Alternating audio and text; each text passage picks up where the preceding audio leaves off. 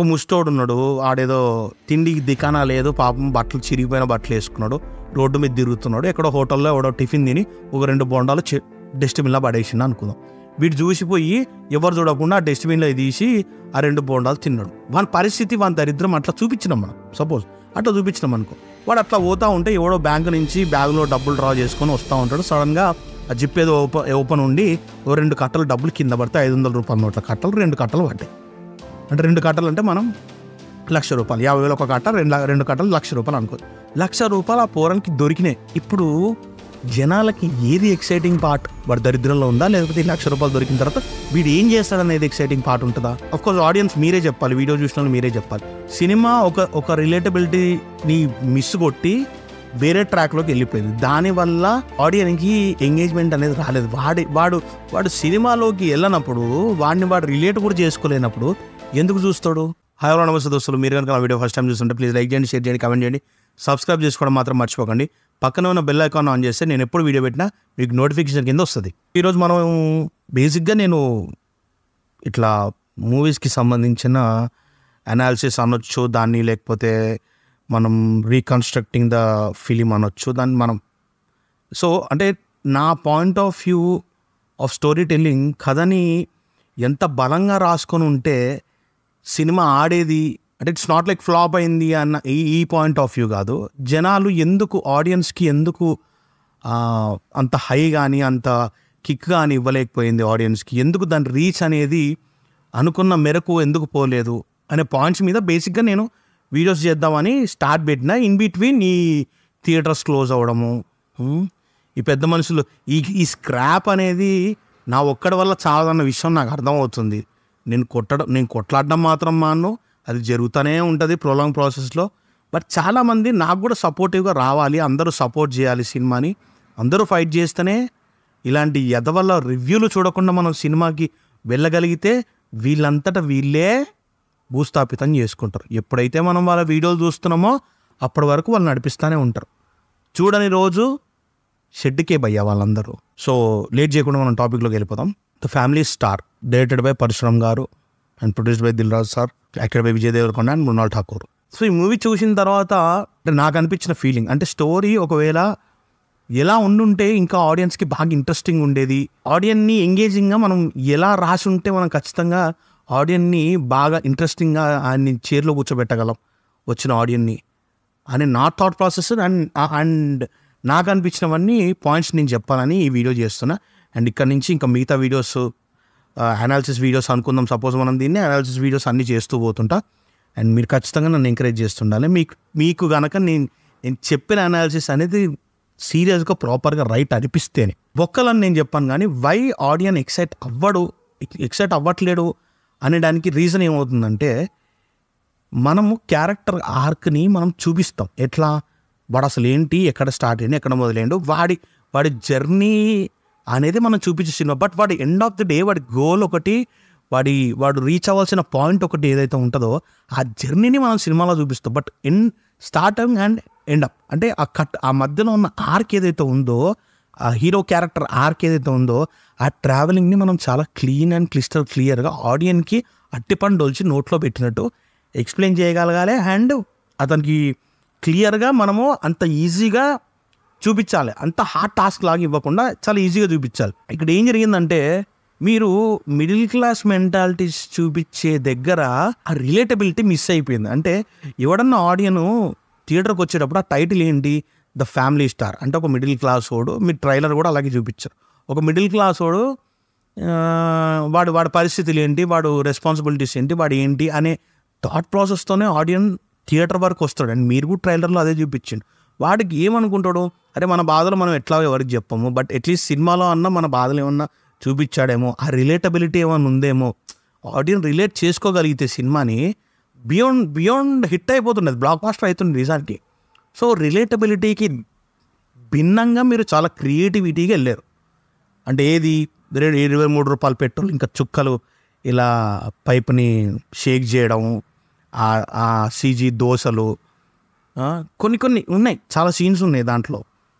అంటే ఒక్క సీన్ అక్కడ క్లియర్గా మంచిగా నాకు ప్రాపర్గా అనిపించింది ఏంటంటే, హీరోయిన్ సోకాల్ కాలేజ్ దగ్గర దింపమన్నప్పుడు పెట్రోల్ కొట్టించామని చెప్పడం, అది క్యాజువల్గా అవుతుంది. ఇప్పుడు అందరు లవర్స్లో గర్ల్ ఫ్రెండ్ ఫోన్ చేసిన ప్రతిసారి వీడు పెట్రోల్ పైసలు ఏ, నాకు అక్కడ పైసలు లేవు, బండి ఉంది, పైసలు కావాలి, పెట్రోల్ పైసలు అని అయితే అడుగుతారు. అదొక సీన్ ఒకటి రిలేటబుల్గా అనిపించింది. అండ్ తర్వాత కాన్ఫ్లిక్ట్ అనేది చాలా పవర్ఫుల్గా ఉండాలి. మీరు ఎప్పుడు రాసుకున్నా కూడా కాన్ఫ్లిక్ట్ అనేది ఆడియన్ని స్టోరీలోకి ఇంకా ఎక్సైటింగ్గా డ్రైవ్ చేయగలగాలి. కానీ ఇదేంట్రా మరి దీనికే ఇలా అయిపోతారా అనేలాగా ఖచ్చితంగా ఉండొద్దు.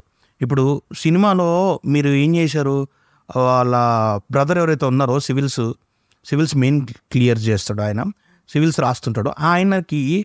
ఈయనకున్న ఫ్యామిలీ బాధ్యతల వల్ల ఏదో ఒక మాట ఆ కోపంలో వచ్చేసేసరికి ఆయన ఫీల్ అయిపోయి తావుడికి బానిస అయిపోయిందంటే, ఒక సివిల్స్ మెయిన్స్ ప్రిపేర్ అయ్యే పర్సను అంత ఇమ్మెచ్యూర్గా ఉంటాడని ఏ ఆడియన్ కూడా అనుకోడు. అంత ఎడ్యుకేట్ అయినోడు జస్ట్ ఈ తమ్ముడు ఏదో ఒక మాట అన్నాడు అని చెప్పి అంత పర్సనల్గా తీసుకొని డ్రింకింగ్కి హ్యాబిచువేట్ అయిపోయి మ్యాక్సిమం ఇక్కడ ఏం జరగవచ్చు, ఎక్కడైనా సరే అంత కోపం జరిగినప్పుడు అంత మెచ్యూర్ ఉన్నాడు. ఇదే తనకి ఎవరైతే పిల్లలు ఉన్నారో వాళ్ళ ఫ్యామిలీని తీసుకొని అతను బయటికి వెళ్ళిపోయి కూడా లీడ్ చేయొచ్చు లైఫ్ని. What up extent. ఇప్పుడు ఎవరైనా కూడా ఆడియన్ ఏం ఆలోచిస్తాడు, లాజికల్గా ఆలోచిస్తాడు. వెళ్ళిపోవచ్చు కదా బయటికి, అక్కడే కూర్చోవడం ఏంటి, మళ్ళీ ఆయన డబ్బుల మీదే ఫుల్గా తాగడం ఏంటి, మళ్ళీ ఆ తాగుడికి డబ్బులు ఇవ్వడం ఏంటి, కొంచెం ఆలోచించడానికి చాలా వరస్ట్గా ఉంది. ఎందుకు ఫ్రాంక్గా మాట్లాడుతున్నాను నేను. అది అది అది అది ఎవరికి కూడా ఆడియన్కి కరెక్ట్గా అనిపించదు, అంటే కన్విన్సింగ్గా లేదు. అది ఏదైతే కాన్ఫ్లిక్ట్ మీరు క్రియేట్ చేసి అక్కడ మీరు అది ఏదైతే ప్లే చేశారో అది ఆడియన్కి రిలేటబిలిటీగా అనిపించలేదు, ఆడియన్ కూడా కన్విన్స్ అవ్వలే అక్కడ మెయిన్ థింగ్. అండ్ పెద్ద విషయం ఏంటంటే, మరి జాబులు ఇవన్నీ ఏం లేకుండా దేనికో ప్రిపేర్ అవుతున్న వాళ్ళు పెళ్ళి అయిపోయింది, మళ్ళీ వాళ్ళకి 2 పిల్లలు, వాళ్ళ స్కూల్ అంటే కొంచెం ఆలోచించాల్సిన విషయం. అది మరీ అంత సిల్లీగా రాయలేము ఖచ్చితంగా, ఆడియన్స్ ఖచ్చితంగా కన్విన్స్ అవ్వదు దానికి. సో ఇది పక్కన పెడితే నెక్స్ట్, సో దీంట్లో మెయిన్ మనకి కొన్ని ఫైట్ సీక్వెన్సెస్, ఏది ఒక వైన్ షాప్ దగ్గర ఒక దాబాకి దానికి అజయ్ ఘోష్ గారి దగ్గర ఒక చిన్న fight sequence, at the same time next మళ్ళీ రవిబాబు గారితోటి ఇంకొక ఫైట్ సీక్వెన్స్. ఇవి రెండు కూడా అసలు ఆడియన్కి ఒక అన్నెసరీ టైప్ ఆఫ్ ఫైట్ లాగా ఫీల్ వచ్చేసింది. అది అంటే ఎందుకు దీనికి రీజన్ చెప్తా ఏంటంటే, ఎప్పుడైనా ఒక ఫైట్ మనం జనరేట్ చేస్తున్నప్పుడు దాని ముందు మనం బిఫోర్ ఒక చిన్న డ్రామా ప్లే చేయాలి ఖచ్చితంగా.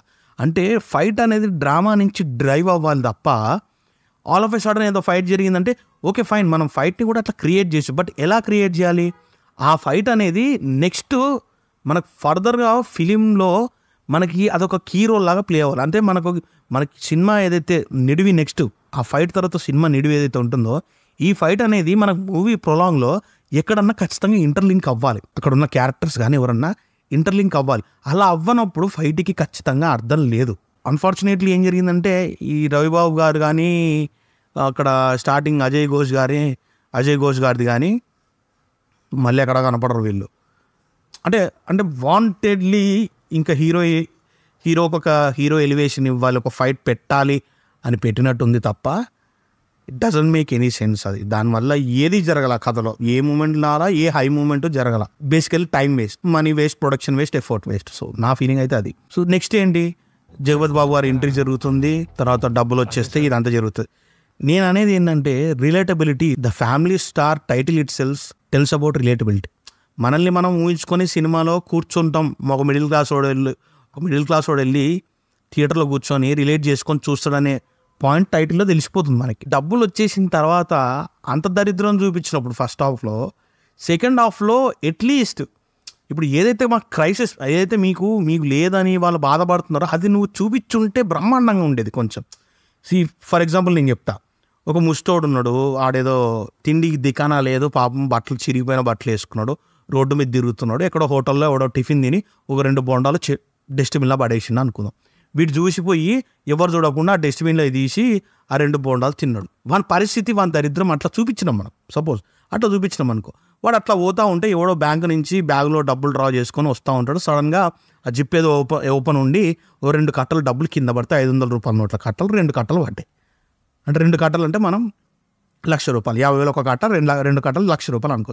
₹1,00,000 ఆ పోరానికి దొరికినాయి. ఇప్పుడు జనాలకి ఏది ఎక్సైటింగ్ పార్ట్, వాడు దరిద్రంలో ఉందా లేకపోతే ₹1,00,000 దొరికిన తర్వాత వీడు ఏం చేస్తాడనేది ఎక్సైటింగ్ పార్ట్ ఉంటుందా? అఫ్కోర్స్ ఆడియన్స్ మీరే చెప్పాలి, వీడియో చూసిన వాళ్ళు మీరే చెప్పాలి.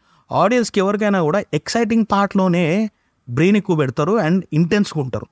సో మీరు ఏం చేశారంటే వాడు ఇప్పుడు ₹1,00,000 ఎలా ఖర్చు పెడతారు అనేదే టాస్క్, అదే కదా ఎక్సైటింగ్ పార్ట్ మాకు. మీరు ఏం చేశారంటే దరిద్రం అంతా చూపించారు, డబ్బులు వచ్చింది టక్క టక్క టక్క ఫ్రేమ్లో లేపేశారు. అసలు మీ ఫ్యామిలీ మీరు 4 వారాల్లో 1 వారం బిర్యానీ తింటారన్నది మీరు రోజు పిల్లలకి బిర్యానీ పెడుతుర్రా చూపించవచ్చు. మీరు ఏం చూపించాలనుకున్నారు అనేది టక్క టక్క టక్క ఏదో ఈగో క్లాష్ మీద ఫట్ అని వెళ్ళిపోయింది. కానీ మీరు అదే ఎస్టాబ్లిష్ చేసినట్టు మీరు వాళ్ళ హ్యాపీనెసెస్ కూడా మీరు ఎస్టాబ్లిష్ చేసి ఉంటే చాలా బ్రహ్మాండంగా ఉండేది. ఎందుకంటే దాంట్లో చాలా క్రింజ్ లాగా కనపడుతుంటారు సీన్. ఏంటంటే వీళ్ళు ఇట్లా గోల్డ్ మా వదినకి ఈదినకి అని చూపిస్తుంటే వాళ్ళ ఫేసెస్లో వీడు తాపత్రయం కోసం చేస్తున్నాడు తప్ప మా సంతోషం ఏం లేదన్నట్టు మొహాలు అలా పెట్టుకొని ఉంటారు. మీరు అలాగే చూపించారు, నేనేం తప్పు చెప్పట్లేదు, యాస్టీస్ ఉందే నేను చెప్తున్నా. సో నెక్స్ట్ ఏంటి, ఒక సినిమా ఒక రిలేటబిలిటీని మిస్ కొట్టి వేరే ట్రాక్లోకి వెళ్ళిపోయింది. దానివల్ల ఆడియన్కి ఎంగేజ్మెంట్ అనేది రాలేదు. వాడు సినిమాలోకి వెళ్ళినప్పుడు వాడు రిలేట్ కూడా చేసుకోలేనప్పుడు ఎందుకు చూస్తాడు? సో నా పాయింట్ ఆఫ్ వ్యూ ఏంటి, ఈ ఫ్యామిలీ స్టార్ కనుక నేను చెప్పినట్టు ఉండాలని కాదు, బట్ నేను ఆడియన్ పోల్ నుంచే చెప్తున్నా. ఆడియన్కి మనం ఎంత ఇంట్రెస్టింగ్గా ఎంగేజింగ్గా కథను చెప్పగలుగుతాం మనం.